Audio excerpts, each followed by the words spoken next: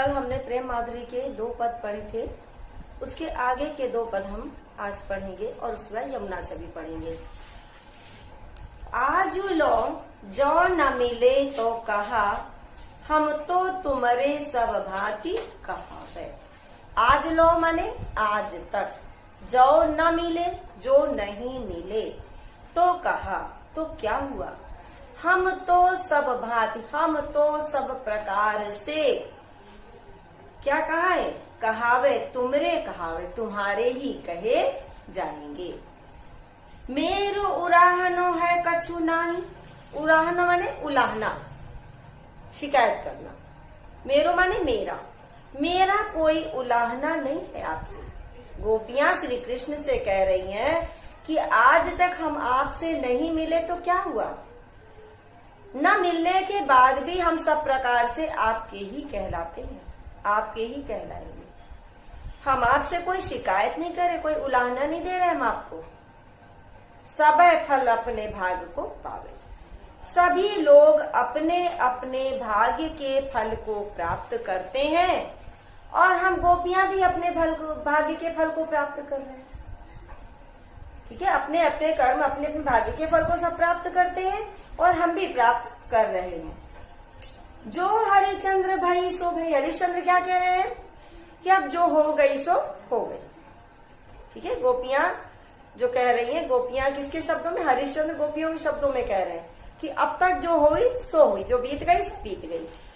अब प्राण चले चाहे तासो सुनावे, अब मेरे प्राण निकलने वाले हैं, अर्थात मुझे अपनी मृत्यु सामने दिखाई दे रही है, इसलिए हम आपसे ये बात कह रहे हैं। क्या कह रही हैं अब ये, कि प्यारे जू है जग की यह रीति, विदा के समय सब कंठ लगावे।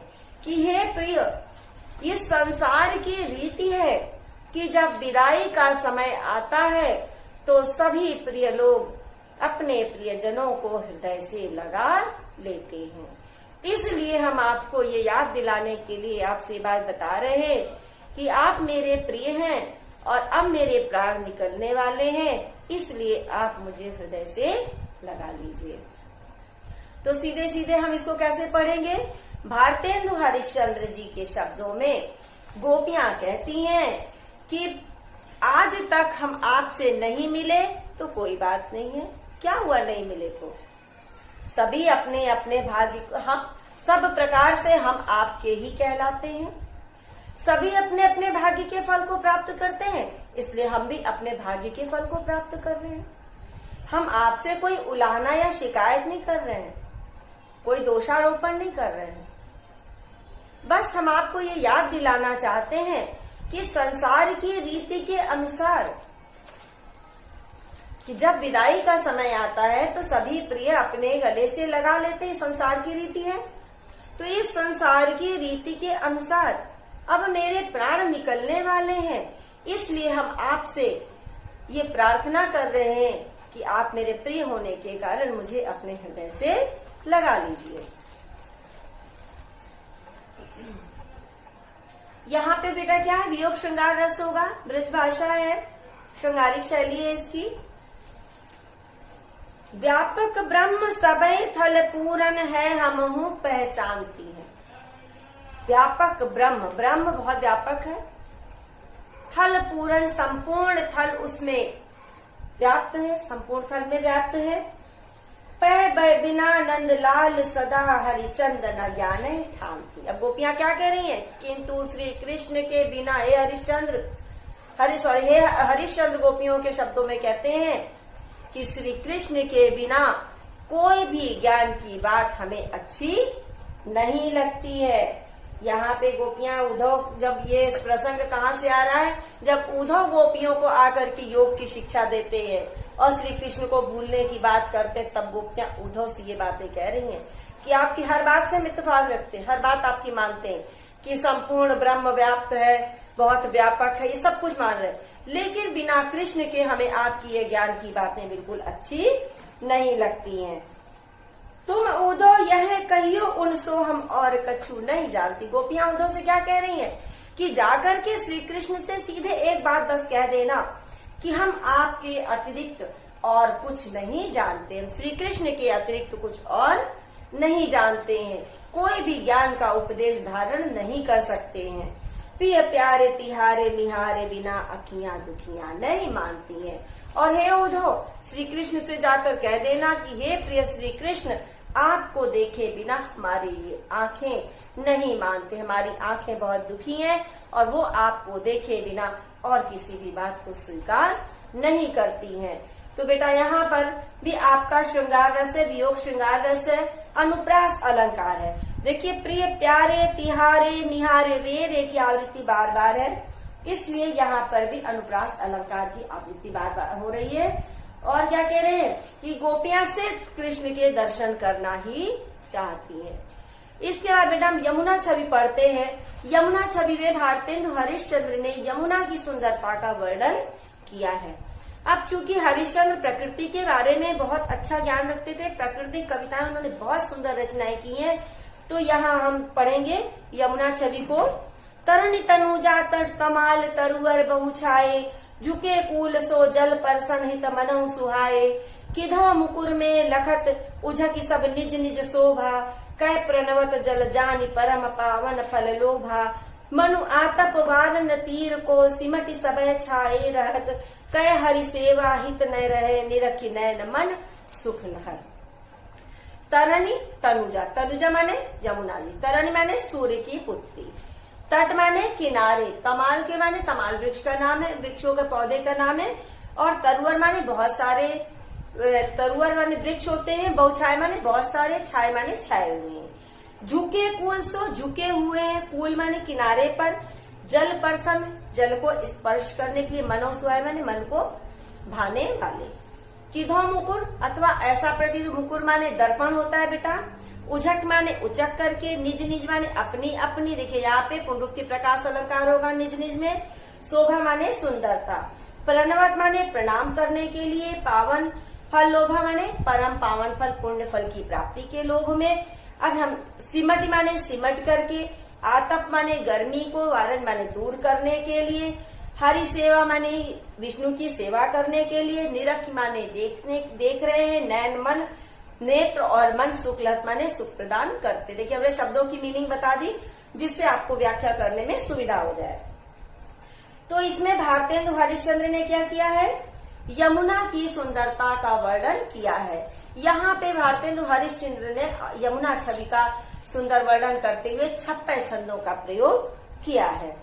तो क्या कह रही है सखी, एक सखी दूसरी सखी क्या कह रही है, सखी यमुना के किनारे पर, सूर्य की पुत्री यमुना के किनारे पर छाए हुए ये तमाल के घने वृक्ष बहुत ही सुंदर दिखाई दे रहे हैं, बहुत सुंदर प्रतीत हो रहे हैं। ऐसा प्रतीत होता है मानो यमुना के को स्पर्श करके पावन फल, परम फल, पुण्य फल की प्राप्ति के लिए यमुना को स्पर्श करके अपने जो है पुण्य फल को प्राप्त करना चाहते हैं, अथवा ऐसा प्रतीत हो रहा है कि यमुना के दर्पण रूपी जल में अपने प्रतिबिंब को देख रहे हैं, अपनी सुंदरता को देख रहे हैं, अथवा क्या करें कि श्रद्धा पूर्वक उसके समक्ष झुक करके हरि की सेवा करना चाहते, विष्णु की सेवा करना चाहते हैं।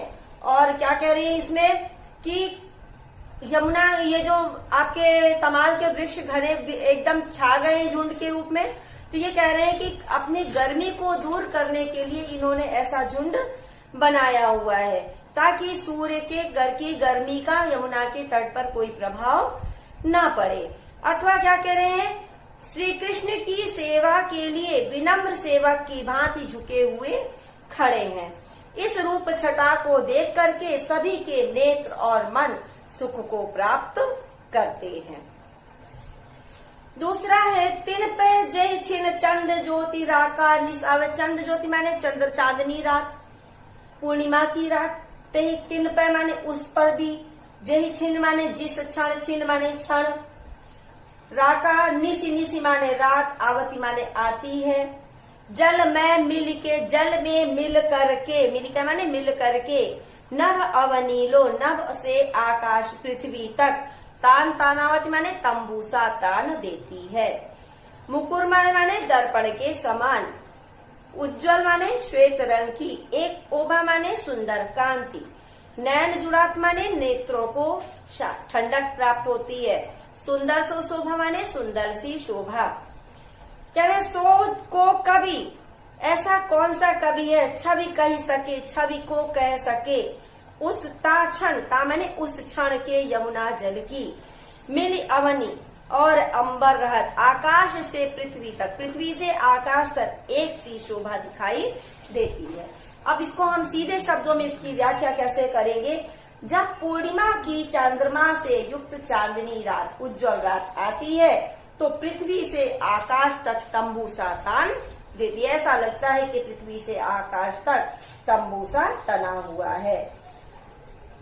यमुना की इस सुंदर शोभा को देखकर शरीर, मन और नेत्र को अत्यंत प्रसन्नता प्राप्त होती है। मन, शरीर, नेत्र सभी प्रसन्न हो जाते हैं। यमुना की उस असाधारण शोभा को देखकर भला कौन सा ऐसा कवि है जो उसकी सुंदरता का वर्णन कर सकता है। आकाश और पृथ्वी एक जैसी शोभा से युक्त दिखाई देने लगती है। आकाश से पृथ्वी की शोभा कैसी होती? एक जैसी दिखाई देने लगती है।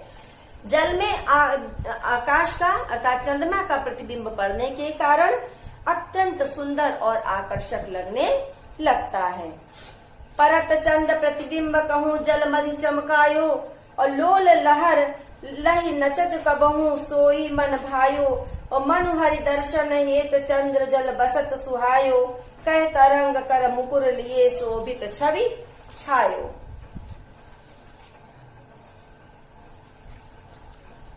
कह रास रमण में हरि मुकुट आभा जल दिखरात है, कह जल उर हरि मूर्ति बसति ता प्रतिबिंब लखात है। मही माने बीच में, मधि बीच में होता है, लोल माने चंचल, लही माने प्राप्त करके, मन भायो माने मन को भाने वाले, मन को भाया या मन भावन, सुहायो माने सुहावना, कर माने हाथ में, मुकुर माने दर्पण, छवि माने शोभा, रास माने रास क्रीड़ा, आभा माने प्रकाश, दिखरात माने दिखाई पड़ती है। और जल उर यमुना के हृदय में, यमुना जल के हृदय में, हरि मूर्त माने श्री कृष्ण की मूर्ति। अब इसकी व्याख्या हम कैसे पढ़ेंगे? तो इसमें भी यमुना के जल पर चंद्रमा के प्रतिबिंब के पड़ने का वर्णन किया गया है। यमुना के इस पावन निर्मल जल में जब कहीं पर चंद्रमा का प्रकाश पड़ता है, प्रतिबिंब पड़ता है, तो ऐसा प्रतीत होता है मानो यमुना की लहरों में अपना मन भावन चंद्रमा को प्राप्त कर लिया, अर्थात यमुना की लहरों ने चंद्रमा को अपने आप में प्राप्त कर लिया है। इसलिए वे प्रसन्नता के साथ अपनी चंचलता को व्यक्त करती हैं। और कैसे व्यक्त कर रही हैं? लहरों के रूप में नृत्य करती हुई अपनी सुंदरता, अपनी चंचलता को व्यक्त करती हैं। अथवा ऐसा प्रतीत होता है कि मानो भगवान श्री कृष्ण के दर्शन करने के लिए चंद्रमा स्वयं जल में उतर आया, यमुना के जल में आ गया है, निवास स्थान बनाने आया है। श्री कृष्ण को यमुना का जल अत्यंत प्रिय है, इसलिए चंद्रमा ने क्या सोचा, यदि मुझे श्री कृष्ण के दर्शन करने हैं तो मैं यहाँ रहूंगा यमुना के जल में आकर के, तो मुझे श्री कृष्ण के दर्शन प्राप्त हो जाएंगे। अब क्या कह रहे हैं कि चंद्र के प्रतिबिंब को ऐसा देखकर ऐसा प्रतीत होता है कि मानो तरंग रूपी दर्पण हाथ में लिए हुए चंद्रमा स्वयं अपनी शोभा को देख रहा है। अथवा यमुना जल के हृदय में जो भगवान श्री कृष्ण की मूर्ति निवास करती है, यह उसी प्रतिबिंब चंद्रमा के रूप में दिखाई